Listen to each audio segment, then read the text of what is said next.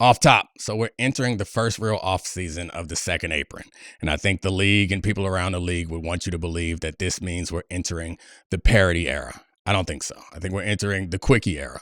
And the league has a long history of making decisions and adding new mutations to the CBA in order to create a league that they believe would be better, but inevitably having the unintended consequences be the thing that defines the upcoming era in basketball. And that brings us to the first unintended consequence and mutation of the salary cap is the bird rights.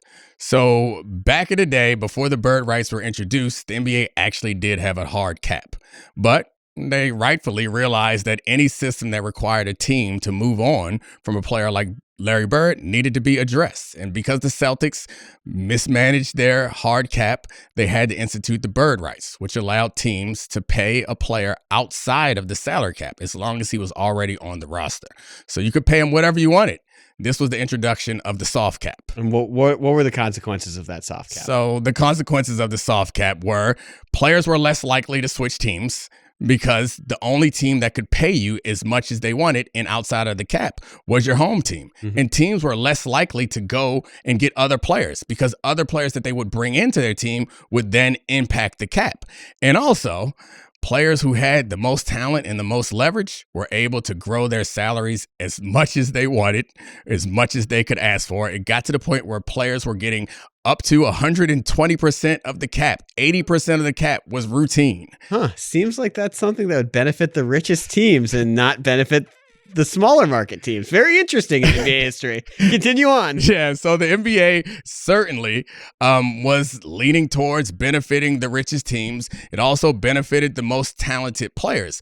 But instead of negotiating with those players in a way that would get a contract that they felt more comfortable with, they decided to use the CBA again and introduce max salaries, which would allow smaller market teams to be able to afford these players and also keep the big time players from being able to extract as much value as they wanted. And that's after Glenn Robinson, who was a rookie, got paid $68 million, which is more than Cooper Flagg's total salary now, 30 years later on his rookie deal. And Kevin Garnett was making $126 million at the time in the mid-90s, which is crazy.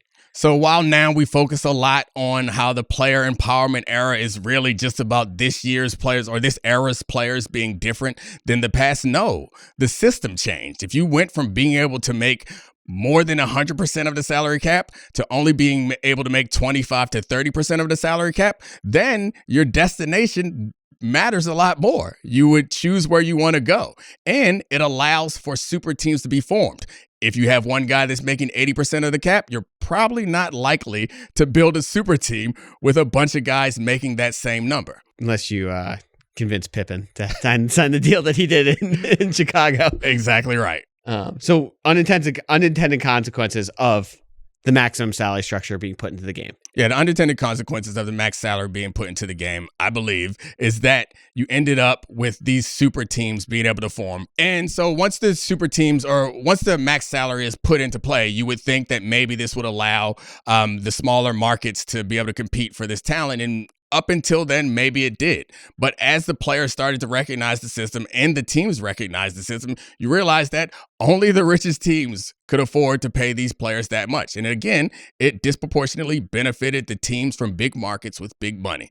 And again, the NBA decided that their way of addressing this was going to be through the CBA, which is when they instituted luxury taxes. And this is the first one, which is a weaker luxury tax, right?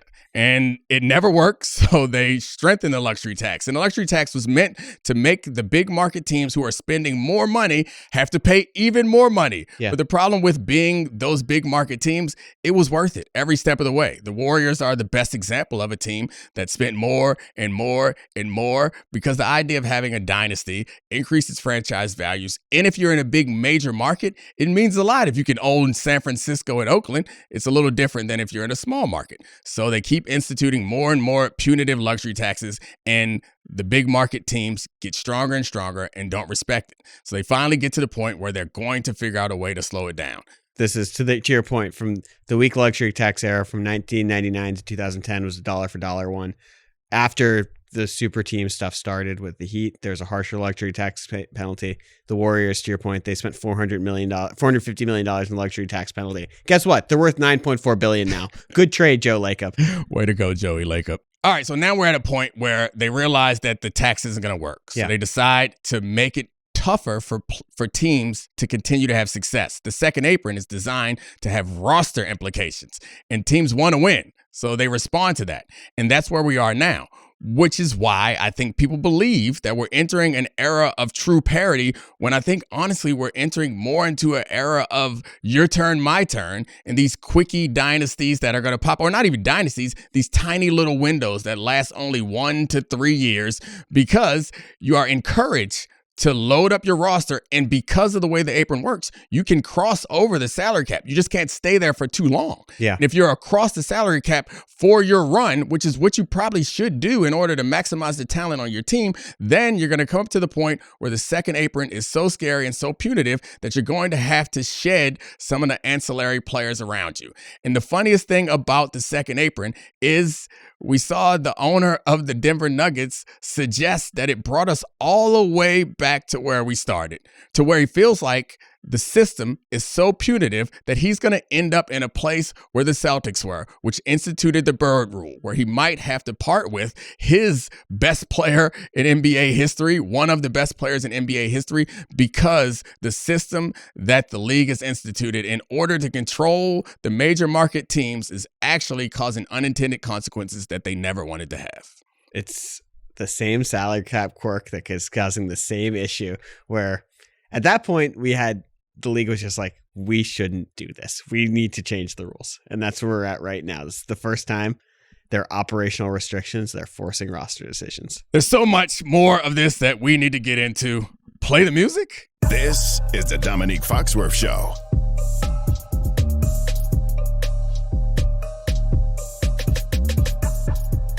All right, I think we set a record for the longest off-top in history. I don't think that we did a couple other off-tops in the past that weren't just quirky ideas that I had, but this one's been floating around in my head. And I talk a lot about how we can tell the history of any league through the plays on the field, and we can tell it through the injuries that happen, but we rarely jump into the business decisions that create the outcomes that we want. And in this case, we just talked about Jokic. One of the things that has been kind of weighing on my mind is like how we thought they were going to be a dynasty, but they could not become that because of the second apron and the reaction to it and the impending second apron. And it's funny to me because no matter what, we'll never be able to factor all these things into an era in the same way that we talk about. By the way, just to add on this has been our last 3 champions. We thought the Nuggets were going to be a dynasty. We thought the Celtics were going to be a dynasty. And as we're standing here now with the Thunder, who have played the cap better than anyone in recent memory and are set up for the future, we have anointed them a potential dynasty. Right. So I just think it's interesting because when you change the rules of the game, you change what you're testing for or what you need to optimize for. And I think we get away from it and we always say, this team won because they were the best, or this player is the best because he won the most championships.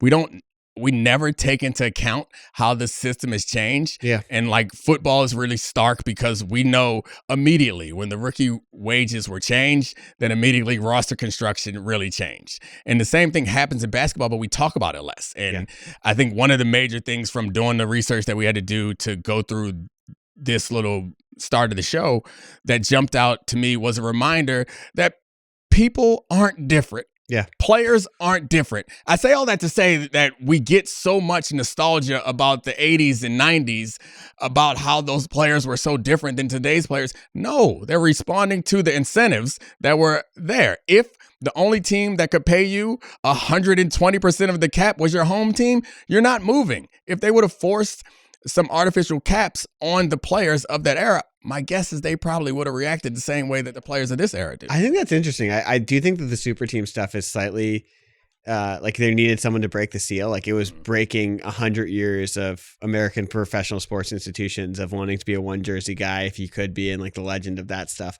So like I think you're probably right in practice, but I think there still would have been people dipping their toe in the water before someone really broke the seal. Like it required an MJ or LeBron type of leader to change the way that function. By the way, this has been going on. The NBA is the way you're talking about this. How we've always said star driven. Mm-hmm. It's been a rules driven league since the beginning. Like this is the Celtic City documentary talked about how in the 60s the Celtics team was able to pay more and were more willing to have black players and do different things. In the 70s, they had to change the draft pick trade rules because that led in certain ways to James Worthy and Magic Johnson being on the Lakers, which led all this stuff. Like there have been rules. I mean, the Celtics drafted Larry Bird before he was eligible to be drafted. Yeah. Right? No, he just had decided he didn't want to go into the draft. They held his rights for a full year. Yeah, no. So like there have been rules that have led to the Warriors dynasty all the way back to the 60s, and like the cap spike is another rule that was negotiated in the CBA that had drastic impact on the court that we think about the players and the teams, but it's been a lot of these dynasties have been legislated in and out of the sport in a very, very unique way. And the cap spike is an interesting one because I think we always, at least for me, like I think about all these things and how it's going to impact the way that we talk about the great players is like the cap spike may have directly impacted the number of championships that LeBron has. Yes. And so he thinks so. He said that on his podcast. Yeah. And in those championships would have changed the way we talked about him. And Jokic is another example. He's an all-time great, but ultimately in the future versions of sports talk TV, people are going to be like, hey, only won one championship, only won 2 championships. And it's not going to be a true measure. And the reason why is in part because the rules that he forced to play in. And I think that one of the things that's scariest to me, or not scariest, but one of the more concerning things about these new rules is, again, what are we testing for? And it feels like we're moving from a situation where what the NBA was trying to find was the best team and the best player or the best collection of players to now the best roster manager. Sam Presti might be the most valuable employee for an NBA team, period. Yeah, and then good for Sam Presti. I love it, but that ain't what I want to tune in for. Like, that's not getting me excited to see. Like, I should revise that. Sam Presti versus Danny Ainge. I was gonna say I should revise that too because that's not fair. Because the fact like Jokic, SGA, Giannis are obviously more valuable. Yeah, but I meant off the court employee. I don't know. Just generally, I find the discourse around basketball, and we don't want to get into a bunch of like basketball discourse about discourse.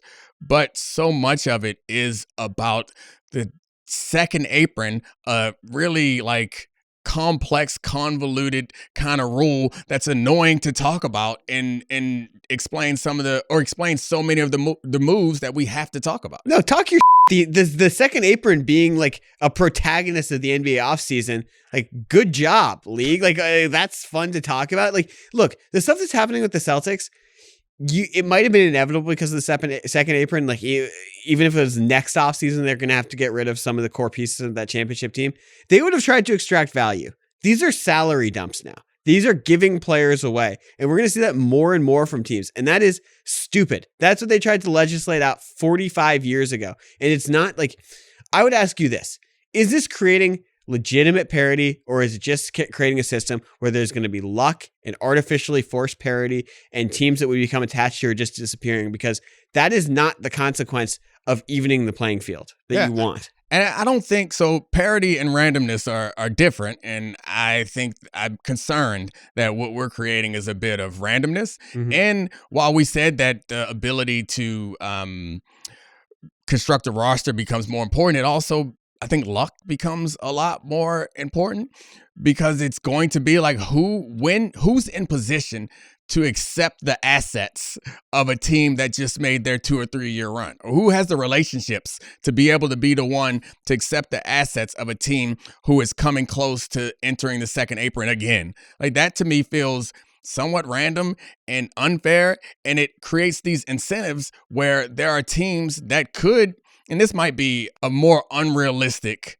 outcome, but teams that could create partnerships because they recognize, like, look, all right, we're not going to be able to win unless we can go all in. I'm going to dump my roster this year.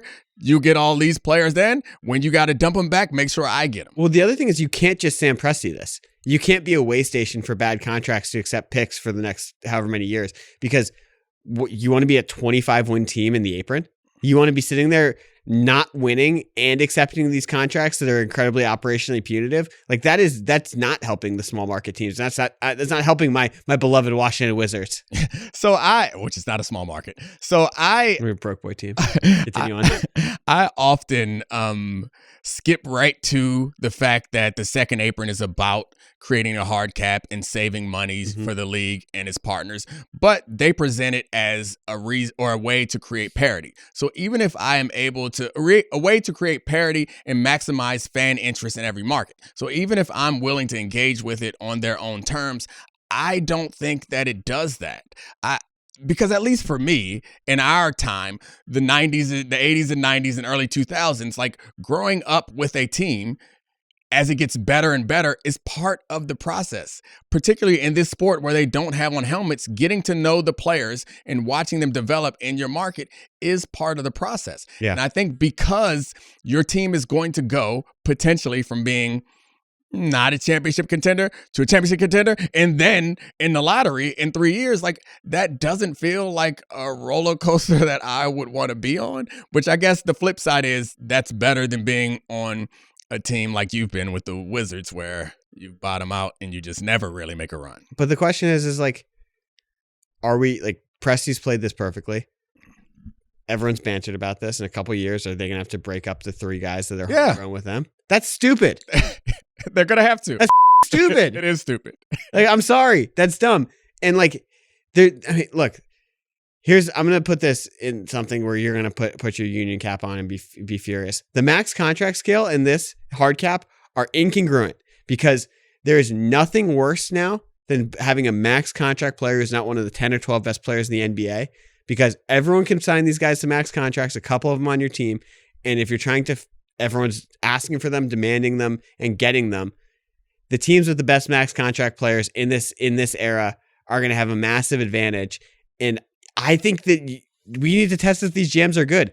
Get rid of the hard cap. You want to pay Jokic 80% of your cap? Fine. Fill out the roster the rest of the way. But there needs to be an actual market assessment of how good these players are, where you're not getting the same contract level of the top three guys. I know they've tiered it with awards, but that's a whole different bag of worms that we could get into.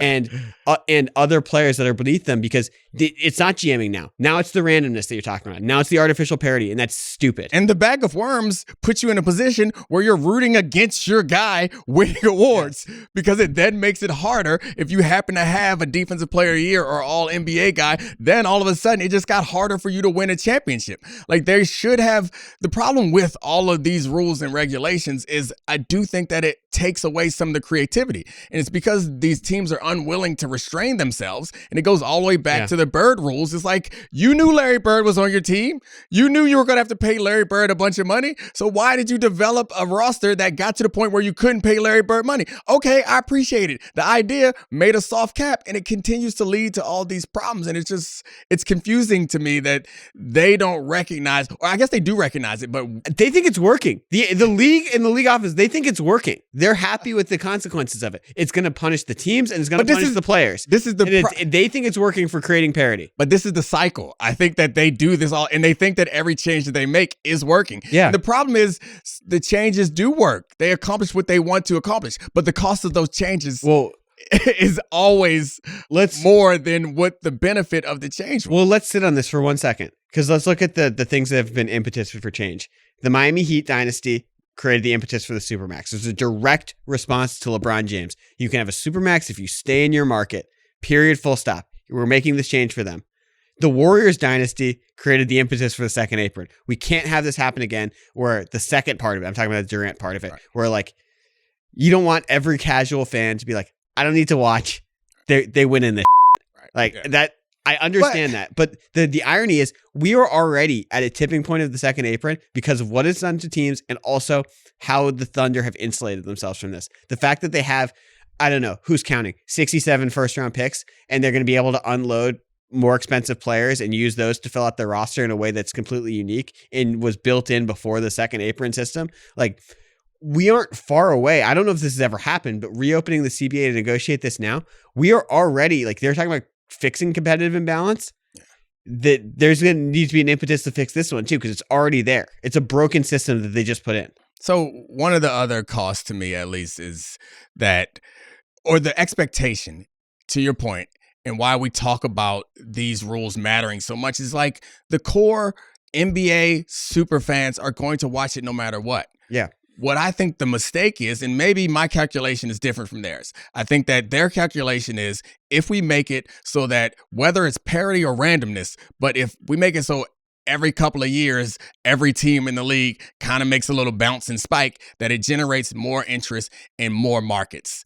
However, I think that at least, and this is based on my experience, what has happened in the NBA when we get big numbers in the championship games, or when we get big playoff numbers, or we get a lot of attention, it's because we have all gotten to know these players and these teams over this long period. Like, I know that you know who SGA is. I know that you knew who he was when the trade happened, but SGA is just becoming. It's so weird to me that he went from last year, kind of first playoff run.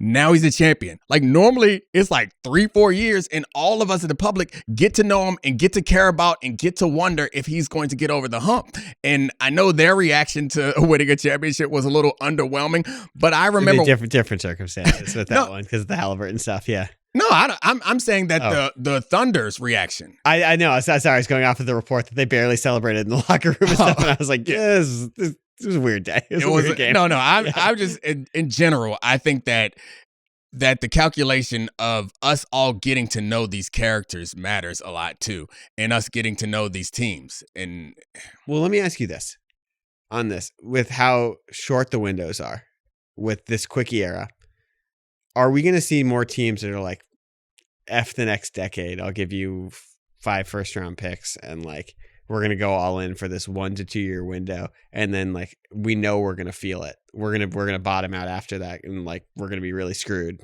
I think that's the only logical way to react. And the one title makes it all worth it, right? Right. It's because everyone is, or not everyone, but teams who are in that particular cycle are going to go all in. Like you're going to have to also go all in or go even more in than the other team. And of course, who you draft and who you sign will matter, but the way that the structure works just incentivizes you to go over the cap. Yeah. Which then forces you to then drastically try to get under it at the last minute. So it's just going to be these little short micro runs that the Ishbia rule, these little micro runs that may, and we could be wrong. I don't like you saying micro and holding this up over and over again while talking about quickies. Yeah. I mean, that's what they are. They're micro runs. I know. You've been waiting for your chance to Pablo. I'm not waiting for my chance to Pablo. You held a micro in my face. Your face is way over there. But so the other thing that's looming over this, and I know you got questions that we're never going to get to because we're just going to have a conversation, but I'm not forcing anything. I know the other thing that's looming over this to me is everyone keeps referencing the NFL and like, this is NFL style parody. It's not. You can't. Like, that's the thing that I don't think that people realize is that you can't do what the NFL does. Like, the NFL has something different. They have a shorter season, single elimination tournaments, a super complex game. You get like 8 possessions a game in football. Yeah. Even the game is a smaller sample. Right. So the parity is a result of some of these like smaller sample size. And I also think that it's a result of not reducing the ways that you can compete, which is what the NBA is doing by instituting these more rules, is because the game is so complex, you can have a team that wins because they got a great O-line. You have a team that wins because they got a great quarterback. They got a great D-line. They dominate. Like, that is something that you can't create in basketball. So stop trying to copy. Like, you had a model that worked. Whenever anybody, and I'm not saying that it should always be the same. You have to change with the times, and maybe they have more information than me. But whenever anybody talks about the golden age of basketball, and like when it was all intense and mattered, we talk about this time when players were artificially overpaid in order to stay on their teams, right? Mm-hmm. So then create that. Create the situation again where we can overpay players, or not, I wouldn't consider it overpay, pay them what they're actually worth to stay where they are. And then we get to know those players, we get to know those storylines, and it matters. Like, yeah, I mean, so much of this, like, the NFL stuff drives me nuts because the NFL is also like, it rewards good management. Yeah. That's fair. It rewards Brett Veach and Howie Roseman and Bill Belichick and Scott Pioli and all of these people who have managed a really difficult situation with complex 53-man rosters over and over again. The second apron is punishing good management. It is punishing finding players and fitting them into your team and saying you cannot retain them. And inherently that is completely different. Like the most parity we're getting from the NBA is Achilles injuries. That is what's driving parity. And I mean, to your point, I think that you could make the argument that it's not disincentivizing good management because it's just a new structure in which that you have to learn how to manage. But I would defend your point by saying that they're taking away more chances to make mistakes by making these windows shorter and by forcing the turnover. Like it's going to end up making the contract smaller. It's going to end up making everything easier to recover from and more quick turnover. And it's going to be harder, I think, to outmanage someone over the course of a period of time. I mean, like if you wanted parity, you could have just made the first round of the NBA playoffs best of 3, like genuinely. And it's all, I mean, it's, yeah, I don't know. It's just, there's ways to put in doses of randomness without something that drastically changes this whole system. I think fundamentally it is a lot about chasing the NFL and trying to copy what the NFL is doing and not realizing that you can be as big as the NFL maybe in the future, but it's not going to be by trying to copy the NFL because their game it's a whole different thing. Like thinking that because it's a pro sport means that it's going to work for you, I think is part of the mistake. Yeah. By the way, I remember what I was going to say earlier.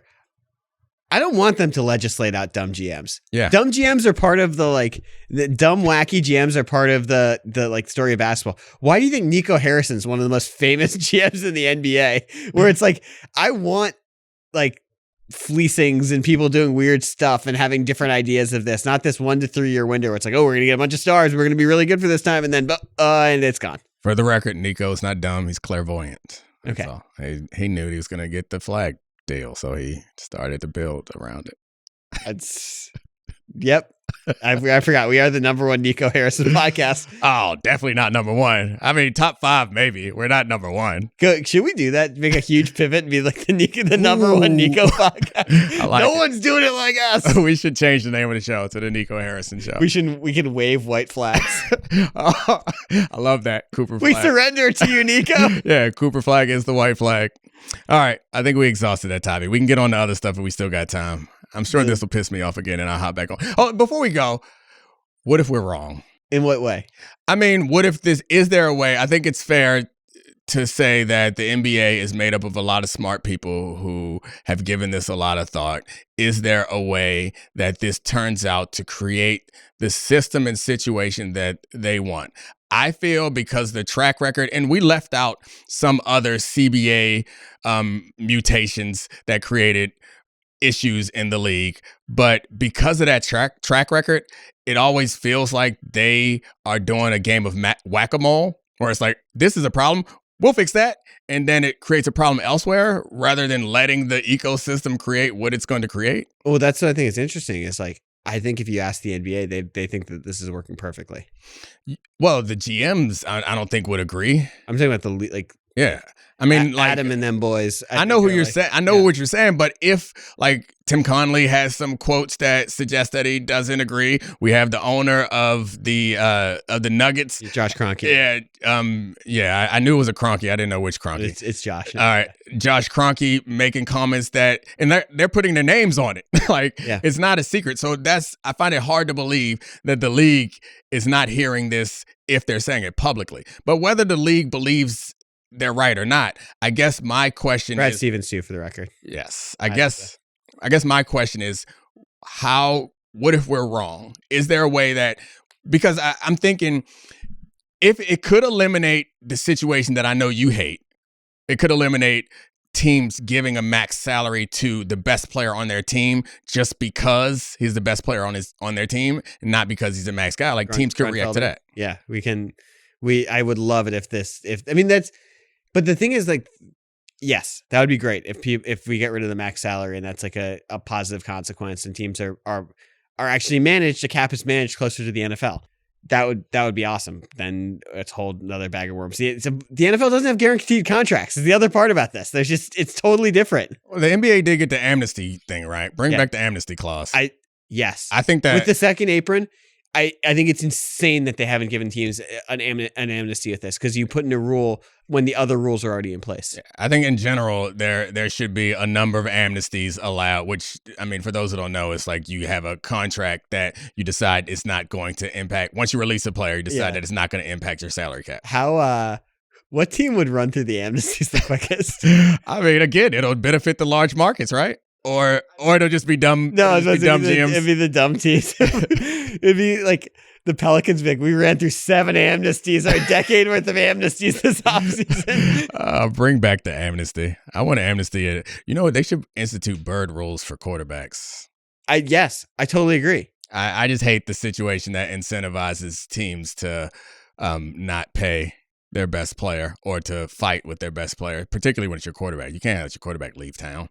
All right. I mean, we had a bunch of really interesting sports business stories, and I think this offseason, rather than like making up some fabricated stories that we're going to talk about, I think we'll end up doing a lot more sports business, so we're not going to jam anymore into the back end of this show. So we'll let you guys go. Thank you, Charlie. This was great. Big thanks to the producers today. Really supported me and helped put the research together to get this done. Also, Paulville, I love you. Cortez is a coward. Forgot to say that a lot of times, but I think he's been forgetting that he's a coward. He's not brave. Yeah, not at all. He's a coward. And we out. This is the Domonique Foxworth Show.